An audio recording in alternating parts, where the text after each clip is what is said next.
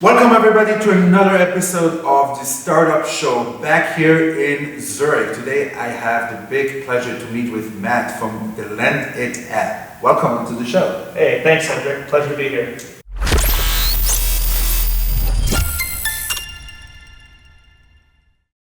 So welcome everybody to the show. I'm having the big honor today to meet with Matt from Lenditapp. So please just give us a short introduction about yourself and your person. Yeah, sure. So, before coming out here to Zurich to participate in the Kickstart Accelerator program, I'm originally from the U.S. I grew up in a small town in western Pennsylvania and moved to Manhattan in New York City for work about eight, 9 years ago. And I worked in the field of accounting and operations in the financial services space, starting my career at Deloitte & Touche in the audit practice, and then moving to a big mortgage REIT that invested in mortgage bonds in the US. Over that time, I built a lot of relationships and met my wife in New York. So it looks like I'm stuck, but I guess there's worse places to be stuck in. So you just moved from the big city of New York, from Manhattan to Zurich. Yeah. That must have been some kind of adjustment. Tell us a little bit about what you felt when you got here. Yeah, no, it's wonderful. First thing I noticed was the topography, much hillier. But it's been great. It's a little bit of a slowdown, and I really like that because in the city it's kind of. And you get a lot of that vibe here, but in a much more calmer way, I guess. Yeah. I found the people to be really warm and inviting. I've had nothing but really good experiences so far. I love history, so going into the old city and seeing some things, and I've been to a couple places against the old city wall and things like that. It's really cool. So, yeah. So for me, it was always what's fascinating is the quantity of people. Yeah. When you walk, I don't know, from New York and Manhattan, you walk around Times Square, the amount of people you see there is just staggering if you think about what you have here. Tell me, you were in big corporations before you started your startup. Yeah. What was this point where you decided I want to become an entrepreneur and I want to start my own venture? Yeah, no, I think that's a great question. So funny, I didn't go to university right away after I graduated from high school because I wanted to be an entrepreneur. Mm-hmm. My grandfather started his own business, and I said, why do I need to go to school? My father's a chiropractor, my mother's a school teacher. I'm kind of rebellious, angsty teen, I was like, no, I don't need to do that. And my adult self looking back says, oh, I didn't have a vision. Yeah. I didn't want to build the best widget. I didn't know what I wanted to do, and without direction, you can't hit a target. So I ultimately went back to school and I got a degree in business in finance and economics and launched my career back in New York. Yeah. And over that time, I had the pleasure of working at Deloitte, and then the last firm I worked with was a small company, a number of people, but large in assets, and it was really an entrepreneurial spirit. Mm-hmm. Tragically, the founder passed away, mm-hmm. and that really shook things up there. He had given us so many different pieces of advice that whenever I met my business partner, and I can talk a little bit about that, and recognize the opportunities, I got to take this, and that's kind of how I ended up into the startup world. So this is my first foray. So let's keep suspicious and tell us about your startup, because that's what people want to hear about. Yeah. So I think a lot of people know that there's a lack of liquidity in the marketplace, particularly for small businesses. And a famous comedian, Bob Hope, once said, a bank is a place that you go if you can prove that you don't need money. Mm-hmm. And there's some interesting facts, statistics that are out there. Upwards to 90% of loans that are offered to potential borrowers are actually rejected by those borrowers. Mm-hmm. So this tells me that the underwriting box is too small, and banks are only willing to lend to people who really aren't needing the money. And on top of that, 70% of small businesses that go bankrupt are actually profitable. So this kind of just reinforces that. Central banks have recognized this and have pumped incredible amounts of liquidity into the marketplace, but unfortunately, that money isn't getting to the borrowers because the last mile of tracks are broken and they're left in the cold still.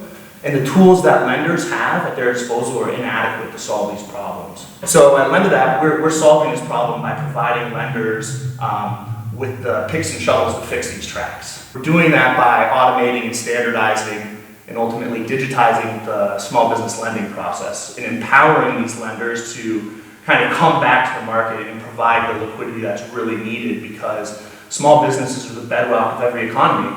And the reality is a large part of the stagnation that the global economies are facing is a direct result of these businesses starving. They supply 2/3 of the jobs. They represent over 90% of the businesses in each community. And so they're the very essence and fabric of everyday life. Right? And so this is the challenge that we're doing. And as a result, our tool slashes the time it takes to process a loan from days to hours, and our deep learning algorithms significantly enhance the credit rating for these borrowers, or for these banks. And so small businesses benefit because they get access to fairly priced credit, and banks and lenders benefit because they reduce costs, save time, and reduce risks ultimately. Absolutely. Yeah. So to date, we've processed over 16,000 applications in the US, representing about $750 million in requested monies. So there's really a need here, and this is kind of where we're going. Interesting. A few weeks ago, I interviewed a Swiss startup in a very similar space. What they do is it's called Lenditapp. Yeah. So they do. They started with student loans, and then they moved to P2P lending. I think there's a slight difference of what you guys do, so maybe you can elaborate. Yeah, I've heard of them. Great company. Yeah, so they're more of a peer-to-peer lender, and we don't lend money. We simply provide the picks and shovels. So what we're doing is actually providing a business process solution for lenders, and this is kind of what differentiates us. We're not a marketplace for finding a loan. We are kind of providing the tools to say, okay, hey, I can reduce my costs and also increase the number of clients I can process, and this will, ultimately help alleviate the margin compression in banking. Right. How do you see, let's say, the startup and innovation in the US? Is that a flourishing area to be in, or do you see it's better to be here in Zurich? Well, I wouldn't say that there's a better place or worse place to be. I definitely think that startup culture is thriving in the United States. In the fintech vertical specifically, across here and in the UK and other places, you can see the number of VC investments going, it's skyrocketing. Although it's kind of starting to be more targeted at the larger companies, like or further stage companies, I think. But the dollar volume is still growing. I found that there's a lot of innovation here in Switzerland, and it's been great to collaborate here over the last few weeks, and I'm looking forward to doing more.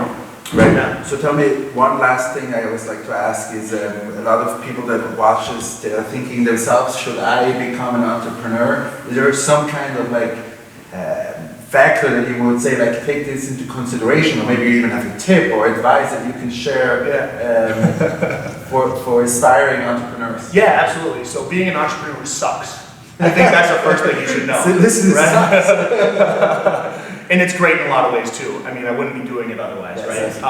I think that you should really think about why you're doing it and what you want to do. It's not something that you should do just for glamour. It's intensely emotional. There's a lot of highs and a lot of lows, and so the amplitude of that is kind of like this. But my experience so far has been great. This is my first startup that I've been involved with, and I've been working on the project for a little over a year now.